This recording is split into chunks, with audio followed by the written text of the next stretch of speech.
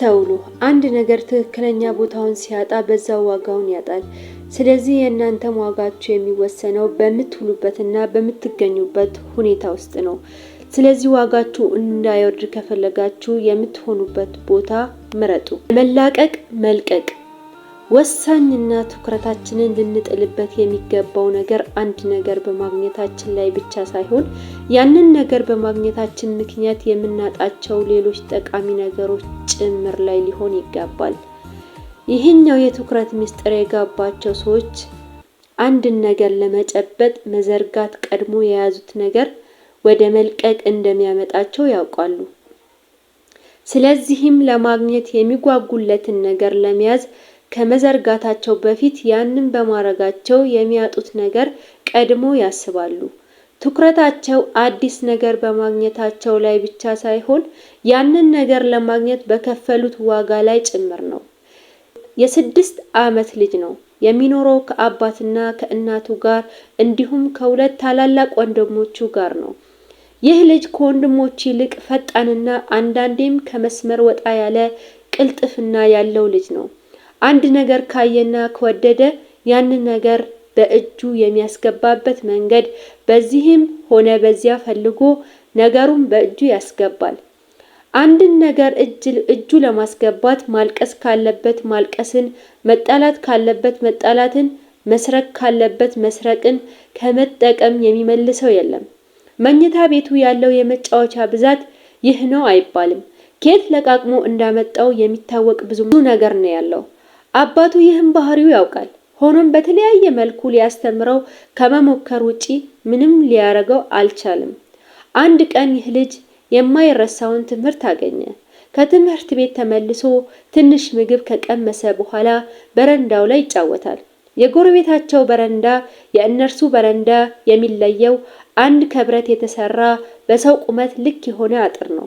ይህ ልጅ ቀና ብሎ ሲያይ የጎረቤታቸው ልጅ ሲጫወትባት የነበረች ትንሽ ሳንቲም የምታክል መጫወቻ ያያል። በተለያየ ቀለማት ስለምታብረቀርቅ ልቡን ሳበችው። ዞር ብሎም ዙሪያውን ሲመለከት ማንም ሰው የለም። ቀና ብሎ ወደ ጎረቤቱ ግቢ ሲያጤና ያ በጣም የሚፈራው ውሻ በአካባቢው የለም። በቀስታ እጁን በብረት አጥር መካከል አሾልኮ ያቺን ያጓጓችውን መጫወቻ በእጁ ከጨበጠ በኋላ በቀስታ እጁን ውጦ ቢለው እንዴት ያውጣው? 2-3 ከሞከረው በኋላ እምቢ ስላለው መደንገጥ ጀመረ። ካሁን ውሻው ይመጣብኛል ብሎ ፈራ። ብዙ ከታገለ በኋላ አልቦታል። ከፍርሃትም የተነሳ እንደማልቀስ አስብሎታል። በዚህ ሁኔታ ላይ ያለ ነበር አባት የደረሰው። ዞር ብሎ አባቱን መምጣቱን እንዳየ መለስ ሲል ያ የክፉ የጎረቤቱ ውሻ ብቅ አለ። ልጁ በፍርሃት ማልቀስ ጀመረ። አባት ምን ሆነህ ነው ልጅ? እጄ አልወጣ ብሎኝ። አባት እጅህ በሁለት የብረት አጥሮች መካከል እንዴት ገባ ነው አልወጣ ያለ? እንዴት ገባና ነው አልወጣ ያለ? ልጅ መዳፌን ዘርግቼ ነው ያስገባሁት። አባት ታዲያ ለምን መዳፍን ዘርግተህ ልክ እንዳስገባኸው አታስወጣውም? ልጅ መዳፌን ከዘረጋሁት የያዝኩት ነገር ስለሚያመልጠኝ መልቀቅ አልፈልግም። አባት ካለህበት ሁኔታ መላቀቅ ከፈለክ የያዝከውን ነገር መልቀቅ የግድ ነው፣ አለዚያ እንደተያዝክ በዚያው መቅረትህ ነው ብሎ ጥሎት ሄደ። በዚህ ጊዜ ነበር የውሻው ድምጽ የተሰማው። ውሻው እየዘለለ ሲመጣ ያየው ይህ ልጅ ምንም ምርጫ ስለሌለው የጨበጠውን ነገር በመልቀቅ ከተያዘበት ነገር ተላቀቀ። ብዙ ፋይዳ የሌለውን የቆጡን አወርዳለሁ ብለው እጅግ ወሳኝ የሆነውን የብብታቸውን የሚጥሉ ሰዎች የትኩረት መዛባት ያጠቃቸው ሰዎች ናቸው። እንዲህ አይነት ሰዎች በሚፈልጉትና በሚያስፈልጋቸው ነገር መካከል መለየት ያቃታቸው ሰዎች ናቸው። የሚፈልጉትን የማያዛልቁ ለመጨበጥ እስከ ወዲያኛው የሚያዛልቃቸውን ይጥላሉ።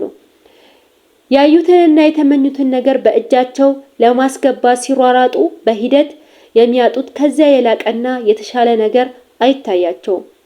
የሚፈልጉትን ያገኛሉ። ከዚያም ጋር አብሮ የሚመጣውን ጫና ግን ችላ ስለሚሉት ሙሉ ሳያድሩ ሲታገሉ ይታያሉ።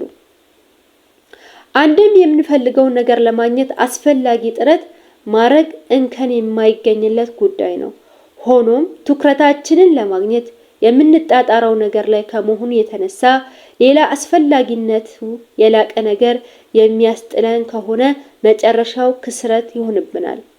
አንዳንድ ሰዎች በእጃቸው ለማስገባት ብዙ መስዋዕትነት የከፈሉለት ነገር እነርሱን ይዟቸው ቀድሞ የነበራቸውን ነፃነት ያሳጣቸዋል።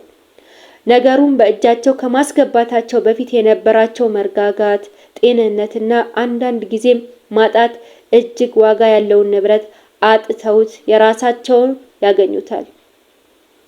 አተርፋለሁ ሲሉ ይከስራሉ። ከቀድሞ የተሻለ ደረጃ ደርሳለሁ ሲሉ ጭራሽ ይብስባቸዋል።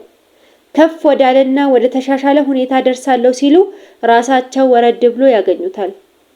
ምናልባት ግራ ከገባ፣ ሰላምህን ከነሳ፣ አስሮ የያዘህና የቀድሞ ደስተኛ ማንነትህ ካጠፋብህ ሁኔታ ለመላቀቅ መጀመሪያ አንተ መልቀቅ ያለብህ ነገር ይኖር ይሆናል። ትልቁ ስህተታችን የአንድ ወቅት ስኬት ለዘላለም እንደሚሰራ ቀመር መቁጠር ነው። አንድ ቀን አንድ አህያ 2 ከባድ የጨው ከረጢቶችን ተሸክሞ ወንዝ እየተሻገረ ነበር። ድንገት ተንሸራቶ ወደቀ። ሲነሳ ግን የተሸከመው ሸክም ቀሎታል። ጨው በውሃ ውስጥ ስለሚሟሟ ነበር። አህያው ይህን እንደ አጋጣሚ ከማየት ይልቅ እንዲህ ሲል አሰበ፣ እንግዲህ ብልሃቱ ይሄ ነው፣ ዝም ብሎ ወንዝ ውስጥ መውደቅ። በሚቀጥለው ጉዞ 2 የጥጥ ከረጢቶች ተሸክሞ መጣ። ያው ወንዝ፣ ያው ስልት። በዚህኛው ጉዞ ሆን ብሎ ወንዙ ውስጥ ዘለለ። ነገር ግን ጥጥ እንደ ጨው አይሟሟም፣ ይልቁንም ውሃውን ይጠጣል።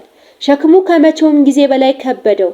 አህያው በራሱ መቆም እንኳን እስኪያቅተው ድረስ ተጫነው።